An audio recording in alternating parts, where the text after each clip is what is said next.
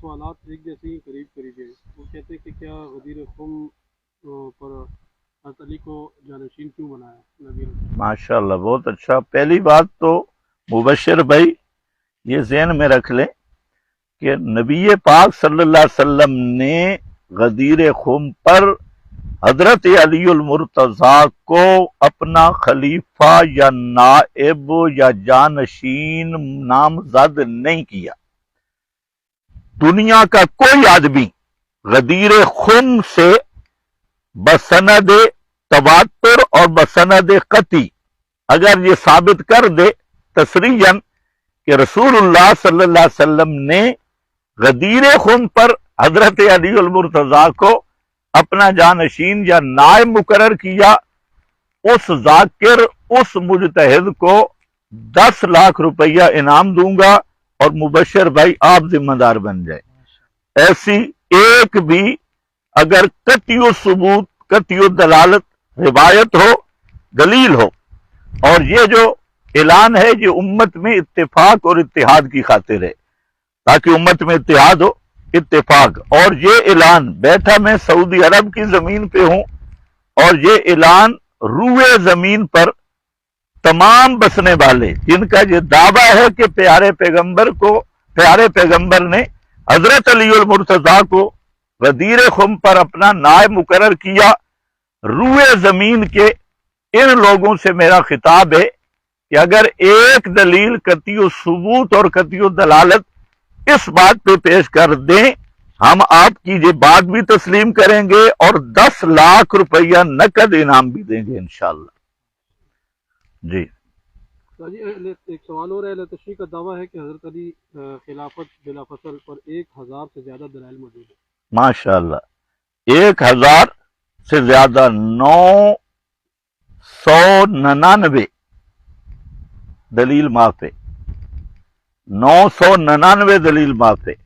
صرف یہ جیسے پتھر ہے کہ ایک دلیل قطعی ثبوت قطعی دلالت دنیا کا کوئی آدمی پیش کر دے حضرت علی کی خلافت بلا فاصل پہ، وہی 10 لاکھ نہیں 20 لاکھ کر دیتا ہوں، 20 لاکھ انعام بھی دوں گا اور ساری زندگی اس کی غلامی بھی تسلیم کروں گا. اگر کسی میں جرأت ہو تو جس میدان میں آنا چاہے انشاءاللہ ہم تیار ہیں. ماشاءاللہ ماشاءاللہ. ایک سوال اور ہے استاد جی. من کنت مولاہ فعلی و مولا والی روایت متواتر ہے، تشریح فرماتے ہیں. ماشاءاللہ. پہلی بات تو یہ ہے کہ من کنت مولا ہو فعلی مولا ہو، اس روایت میں بالفرض اگر ہم مانیں تواتر ہے یا ضعیف ہے یا موضوع ہے، وہ تو ثبوت کے لحاظ سے آپ جو درجہ دیں، اس میں حضرت علی رضی اللہ تعالیٰ عنہ کی خلافت بلا فصل کس لفظ کا معنی ہے؟ اگر کوئی آدمی دلائل سے یا لغت عرب سے مولا کا معنی خلیفہ بلا فصل ثابت کر دے انشاءاللہ اس کو بھی 10 لاکھ روپے انعام دے، کھلا انعام اور ریالوں کی شکل میں آئے گا. لیکن جرأت نہیں، صرف تبرہ کرنا آسان ہے اور دلیل دینا مشکل ہے. اب سمجھو یہ من کنت مولا ہو فعلی مولا ہو، اہل سنت کے ہاں اس حدیث کے ثبوت عدم ثبوت میں بھی اختلاف ہے. امام ذیلی حنفی نصب الرایا میں، اسی طرح بعض دیگر حضرات نے تو اس کے ثبوت کا انکار کیا ہے، اور بعض حضرات نے اس کا ثبوت کا اقرار کیا. لیکن ایک نقطہ ذہن میں رہے کہ جن میں صرف یہاں بھی اشارہ کروں گا جن اسانید پر لوگوں کو فخر ہے ان کی بھی جانچ پڑتال کی جائے تو اس میں بھی شیعہ راوی نکلیں گے. تو ثبوت کے لحاظ سے یہ روایت قطعاً متواتر نہیں اور قطعی ثبوت نہیں، اور رہ گیا اس کا معنی تو مولا کا معنی خلیفہ بلا فصل، یہ اس روایت کی تحریف ہے.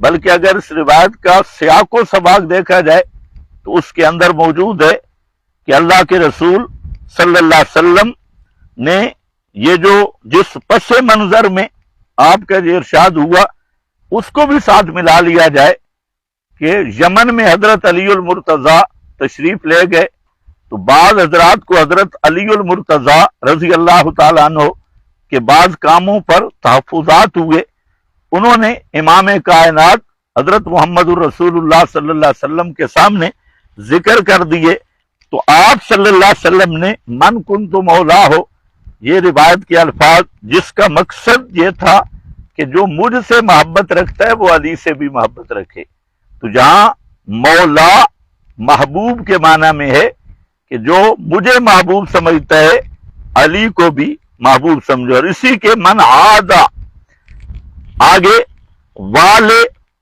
اور عداوت کا تذکرہ ہوا ہے، تو عداوت اور ولایت، جب ولایت عداوت کے مقابل میں آ رہی ہے تو عداوت کے مقابل ولایت کا معنی محبت ہے، تو یہ روایت نہ سندن قطعی ہے اور نہ مانن، اس پر انشاءاللہ میں مستقل اپنا کلپ ریکارڈ کروا دوں گا، تو سوال کا جواب اتنا کافی ہے کہ اس کا پہلے قطعی ثبوت ہونا اور پھر قطعی دلالت یعنی صریح معنی ہو، یہ ثابت کرنا جو کسی کے بس میں نہیں ہے۔ جی اگلا سوال جی عامر شہزاد صاحب ہیں، وہ سوال کر رہے ہیں الست اولا بالمؤمنین من انفسہم سے، کیا حضرت علی کی ولایت ثابت نہیں ہوتی؟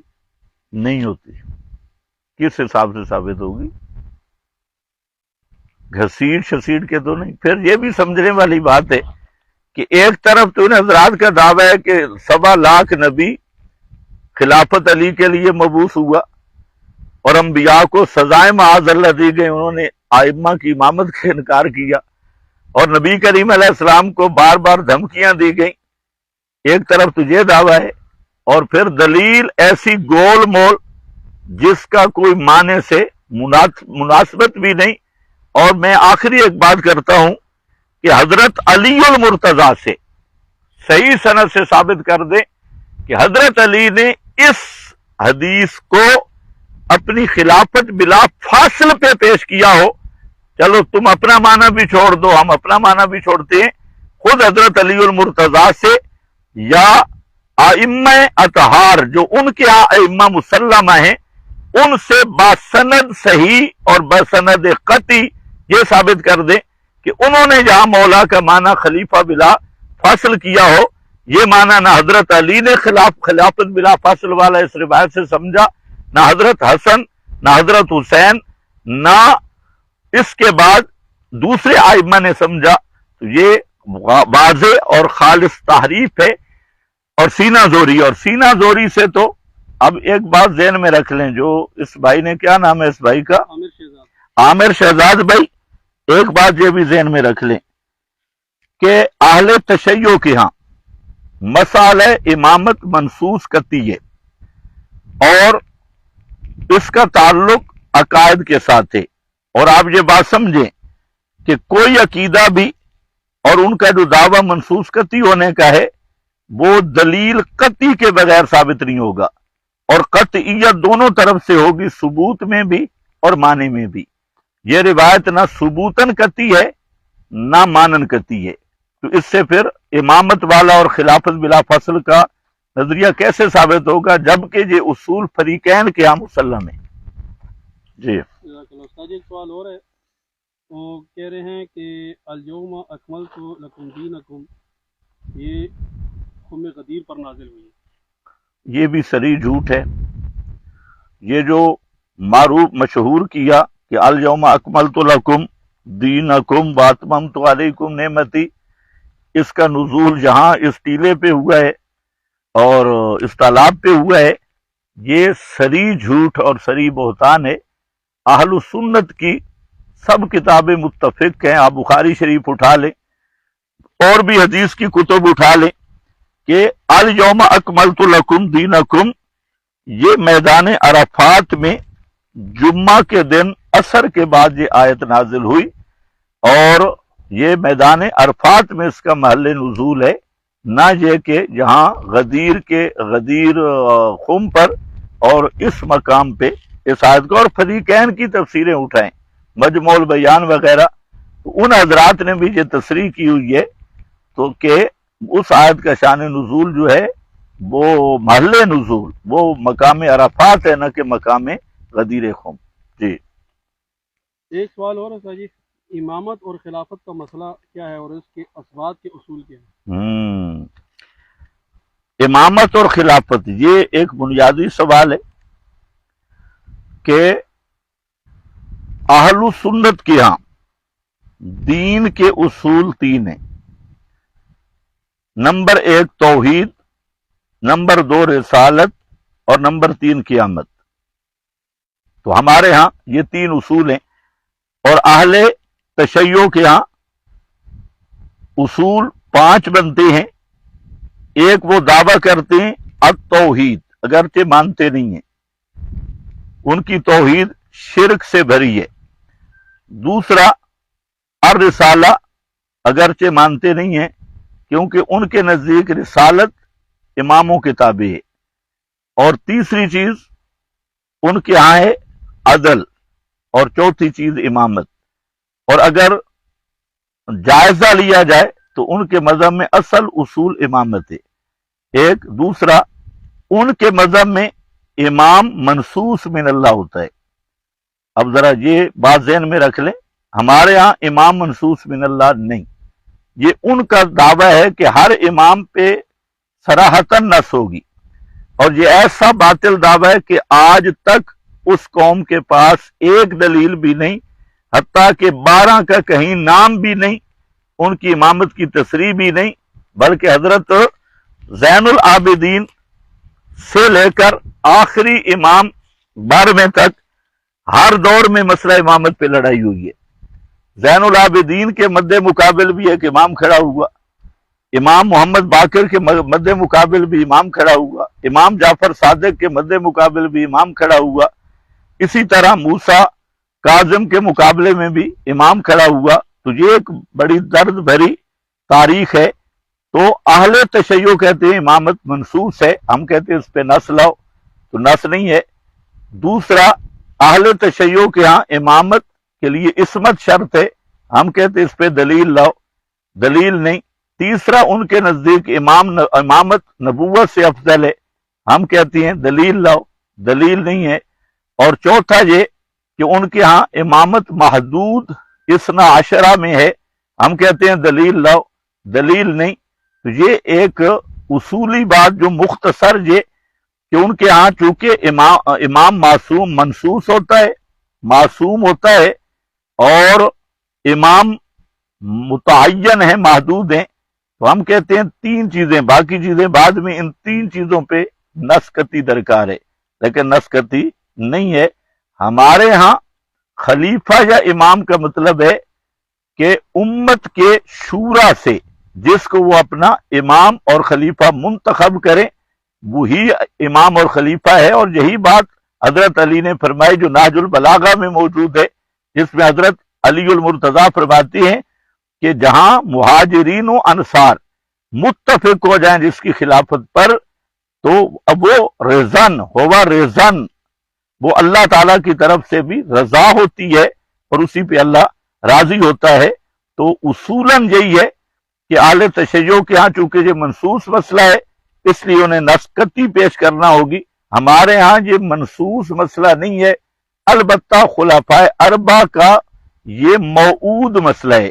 منصوص مسئلہ اور موعود من اللہ، ان دونوں کا فرق ہے۔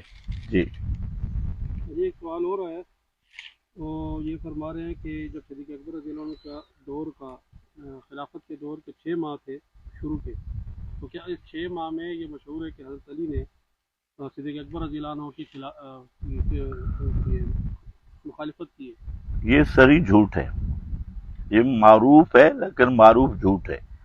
حضرت علی المرتضیٰ رضی اللہ تعالیٰ عنہ اگر مخالفت کرتے تو جب نبی پاک صلی اللہ علیہ وسلم نے حضرت علی کو اپنے ساتھ لے آ کر صدیق کو امامت کے مصلی پہ کھڑا کر کے علی کو مقتدی بنایا تھا، تو اگر حضرت علی انکار کرتے تو اس دن انکار کرتے اور اللہ کے محبوب کو کہتے یا رسول اللہ کہ میری امامت میری منصوص ہے اور آپ آگے ابو بکر صدیق کو کر رہے ہیں، تو اس دن حضرت علی کا پیغمبر کی موجودگی میں حضرت صدیق کو امام مان کے خود ان کا مقتدی بننا اس بات کی دلیل ہے کہ پیغمبر کی زندگی میں حضرت علی سمجھتے بھی تھے اور مانتے بھی تھے کہ پیارے پیغمبر کے بعد سے خلیفہ ابو بکر صدیق ہے۔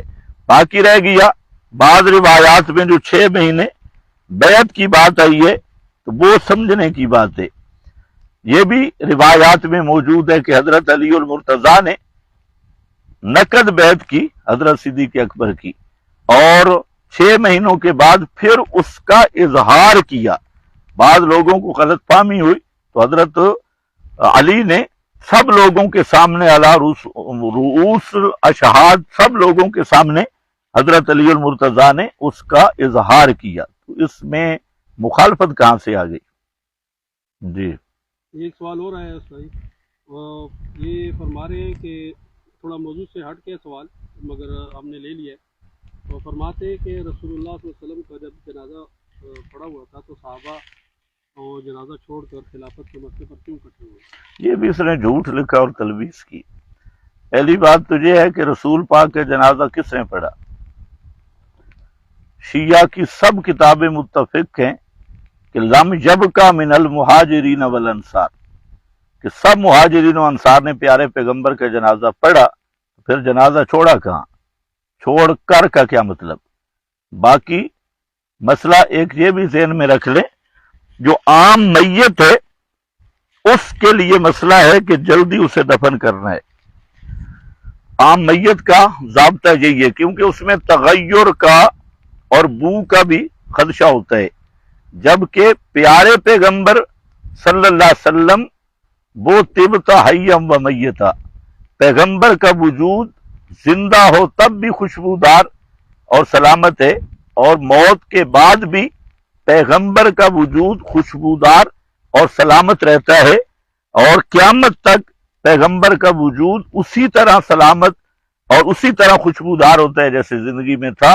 تو اس لیے وہاں جلدی مقصود ہی نہیں تھی، اور وہاں جلدی دفن کرنا معمور بھی نہیں تھا۔ تو اس سارے صحابہ نے جنازہ پڑھا تو جنازہ چھوڑا کہاں؟ سب نے پڑھا۔ اور البتہ یہ بات ذہن میں رکھ لیں کہ حضرت علی المرتضیٰ کا جنازہ 2 آدمیوں کے علاوہ کسی نے نہیں پڑھا۔ اصول کافی اٹھا کے دیکھ لیں کہ جنازہ وہاں، تو ان لوگوں نے صحابہ پہ وہ اعتراض کیا جو خود حضرت علی کے ساتھ معاملہ کیا ہے۔ جی اکثر افراد جو ہے وہ آپ کو دعا کی درخواست بھی کریں، ہم ان کا نام نہیں لے سکتے، کافی سارے لوگ ہیں اور بہت سارے افراد آپ کو سلام دیں گے۔ اللہ ان سب کو جزائے خیر عطا فرمائے، اور وقت بھی بڑا کم ہے، تو یہ نشست تک بھی اگر غدیر کے متعلق کوئی سوال ہے تو ٹھیک، نہیں تو یہ پھر بعد میں آئے گا، تو اسی پہ اکتفا کرتے ہیں۔ البتہ ان ساتھیوں کو یہ ذرا منظر دکھا دیں، پہاڑ بھی دکھا دیں، یہ جھاڑیاں بھی، یہ مسجد بھی دکھا